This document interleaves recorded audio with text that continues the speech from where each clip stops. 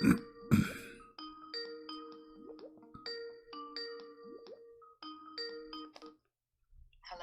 Yes, you are live on air. Go ahead. Good morning. Hi, CP. Can you hear me? I hear you. Go ahead. Yeah. Hi.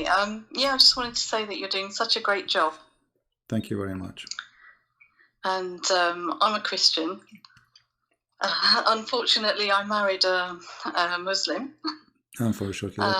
And yeah, I just want to say how you know, if anyone's thinking about marrying a Muslim, how difficult it is. You know, Why you don't it's let a your difficult life. Why you don't let your husband speak to me so we can make him leave this cult?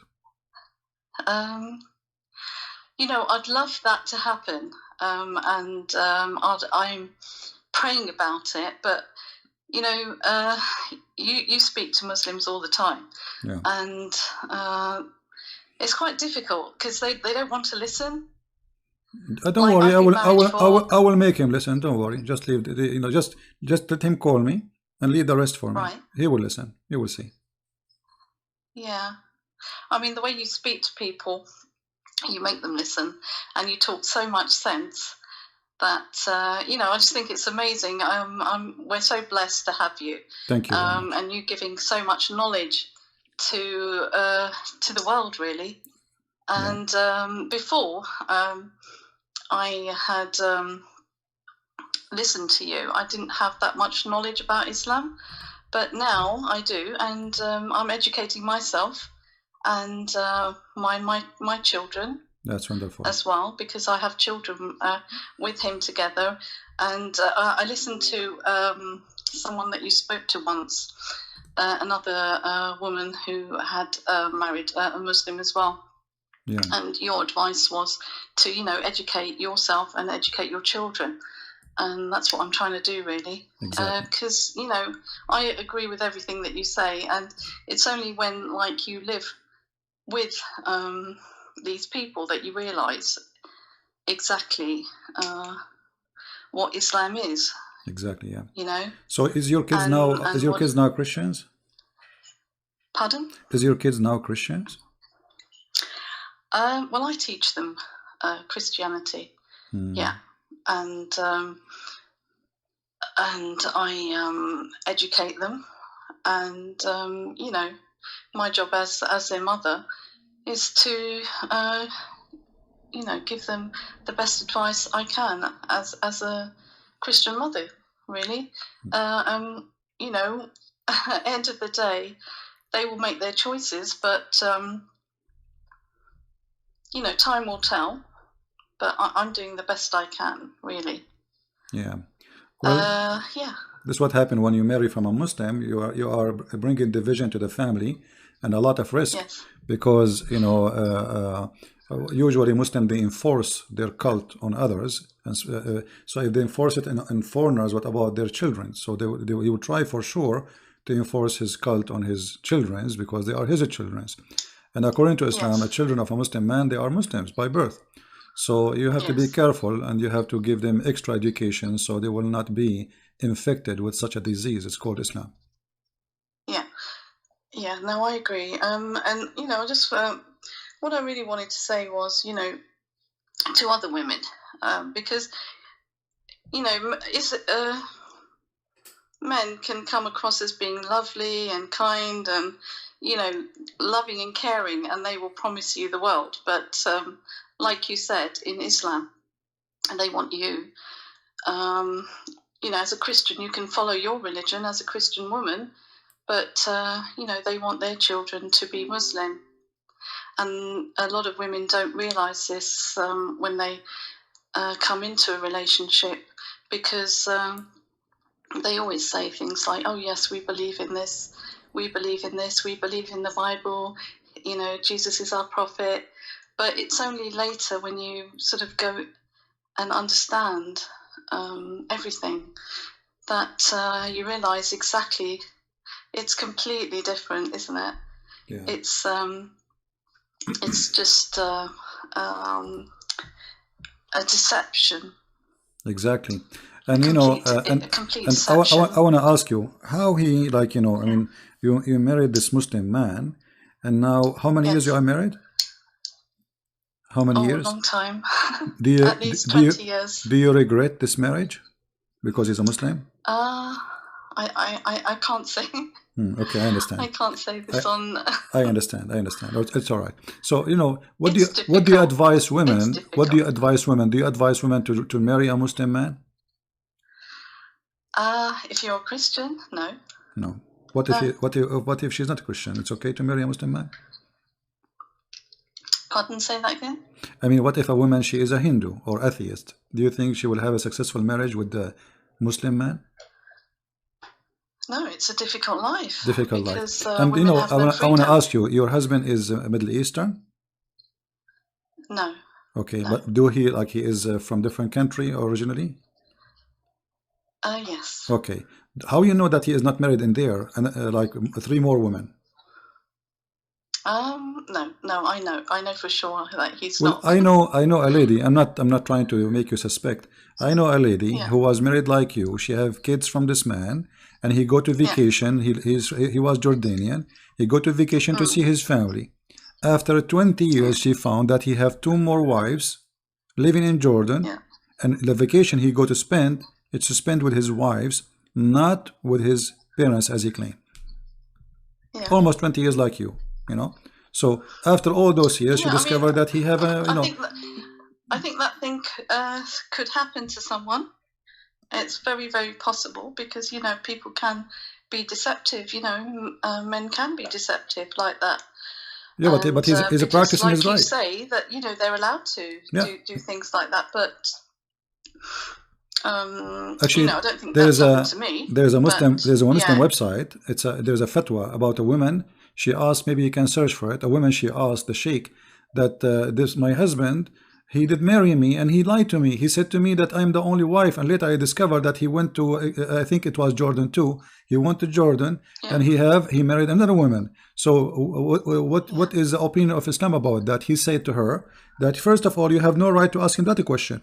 Secondly, he can lie to you because the Prophet, he said so. So you are marrying a man. He is allowed to cheat with 4 women because this is a cheating. This is not marriage. And by signing the contract, it's called marriage, if you can call it this way. You are agreeing that this person, he can share with you 3 more women, and you cannot question that. So why it will not? Why it will not happen to you? I don't know. I know it's possible. You know, it can happen to anybody. And like I said, my advice: don't do it. Yeah.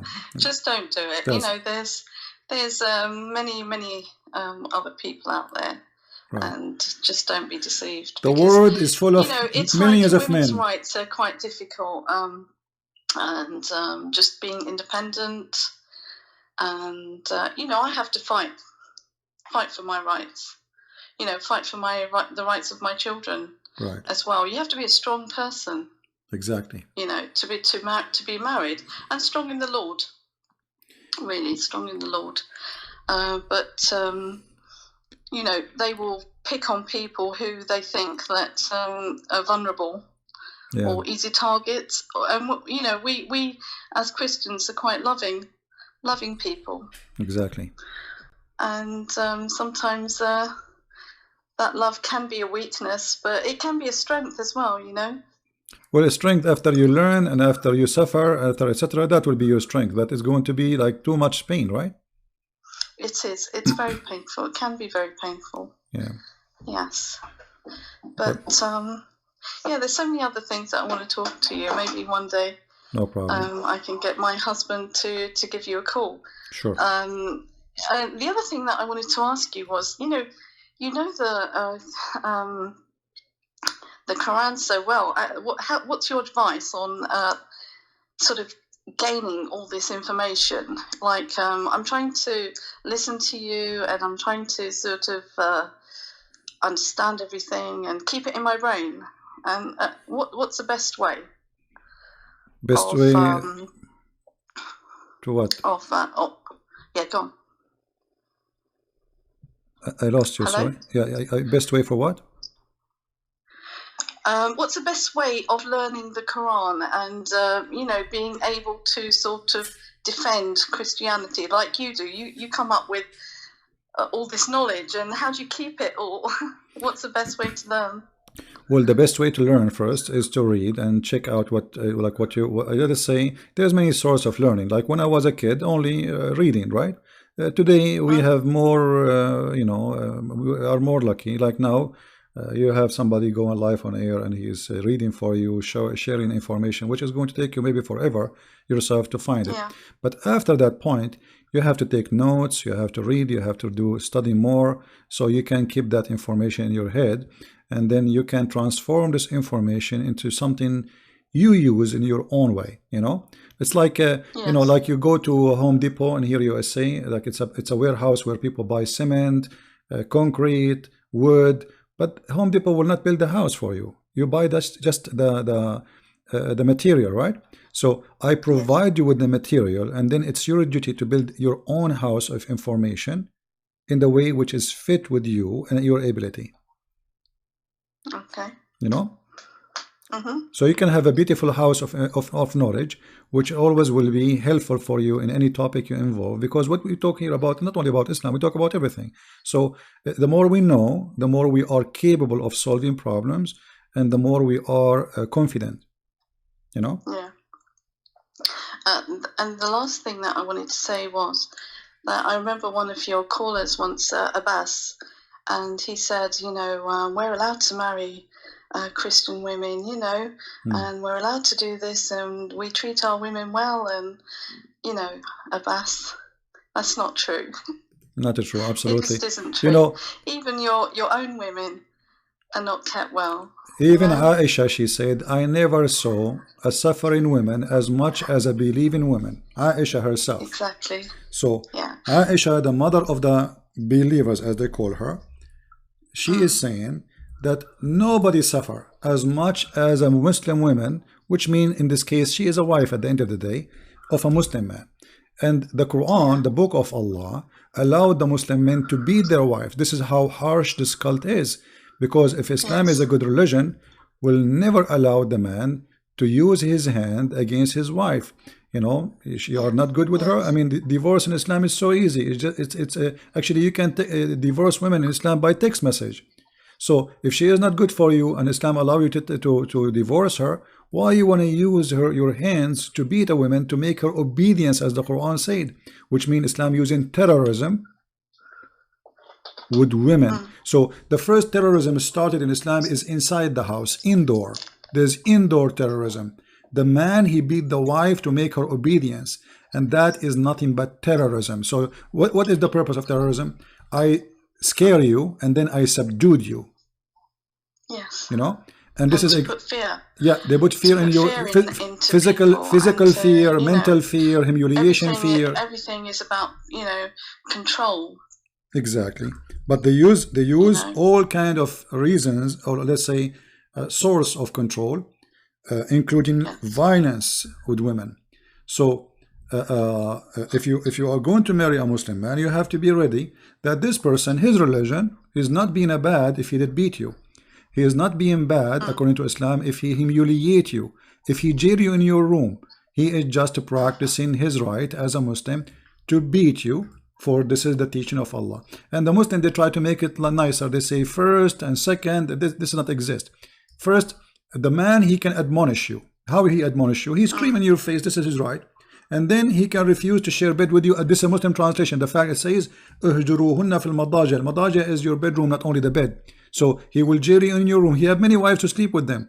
So he will let you live like there, like a rat, and he will start sleeping with the rest of the women. And you will be felt like you are isolated. You are no one. He can do that for a year. He can do that for 2 years. It's up to him. And then if you want, he can go farther and he can beat you. And why is that? Because supposedly Allah is trying to make you subdued. How Allah will make you subdued without beating you? He cannot do that. He have to use violence, and women always, because they are weaker than men physically, usually, not always, you can beat them. But what if your wife, she is more powerful than you? Can you practice beating with the women? You cannot. She will beat the hell of you, right? So Muhammad is taking advantage of the weak physique of a woman, which is a shameful behavior, because a man who beat his wife is a coward man. A man who beat a woman, generally speaking, is a coward man, because if you are really a man, you will never put your hand on a woman, and no matter what happened, you know, push her away. Even if she's trying to beat you, push her away, you know, but you don't beat her back, because you are a man, and you know, if you beat her, you might even kill her. So stupidity and cowardness, they join together to trying to solve a problem. What is the problem? We are trying to make the women obedience. But if you make the woman obedient to you by beating her, do you think she love you more now, or she hate you more? Do you think the kids? Do you think the kids will? I mean, a lot of men don't beat. They use their superiority. No, my friend, really, you live in the West, know? don't you? Don't you live in the West? They feel it's that, you know, they are more superior. They have the right. They've been given the authority. You know. But you live in the West, don't you? Don't you live in the West? Yes. Okay, and this is why he is not beating you. What about you go to Iran? There's a movie. It's called Not Without My Wife. Go and see what happened to the women. So if you live in their countries, then he will beat the hell of you. But now, because you can call the police in the Middle East, if you call the police, says my husband beating me, the police will laugh at you. He says he have the right to beat you. He's not breaking the law. Yes, of course. No? Yeah. Yeah. No, you hear about all these things, and yeah, it does happen. You're right. Yeah. You're absolutely right. All right, my friend. Well, I hope you will be able soon to convince him to call me, so maybe we can change your life and his life for something better, and the whole family will be saved from such a cult. And I will be happy to talk to him in private as long as it takes. If you don't want to go live on air, I will be happy to talk to him in private. Yeah, no. What do you think is a good way of trying to convince him to speak to you? Well, we've got to a stage where we don't really talk about religion anymore. Well, you know, I don't know. You know your husband more than me for sure. I have no idea who's he, but maybe the best way is to show him that this person is really changing my mind about Islam, and it's your time to stand as a man. Don't you want to stand for him? Like, use his arrogance as a man to make him stand up to fight this guy, not physically for sure. Like, okay, I'm going to get this Christian prince busted for you. So what about you do that? Like, say to him, that they don't actually know about their religion. They're probably quite fearful of contacting you. Well, but you know, you have to find a way to make him encouraged to call me.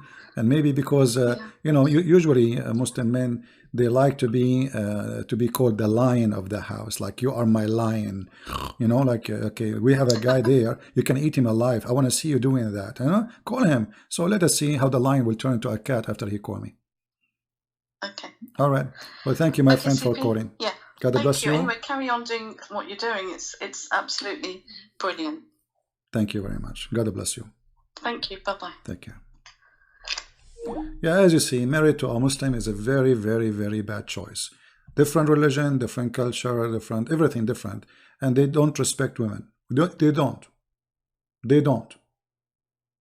Even Muhammad, he said, most of women, they are going to end in hellfire.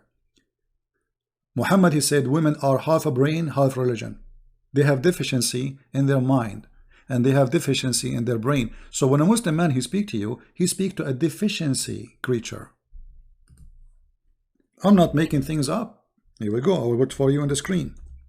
They believe that you are a person with deficiency. And you know what? A person who believes a woman have deficiency, obviously he have deficiency. Because, you know, intelligence is something personal. My mother, I don't have intelligence as she do. This woman, she knew the Bible by heart.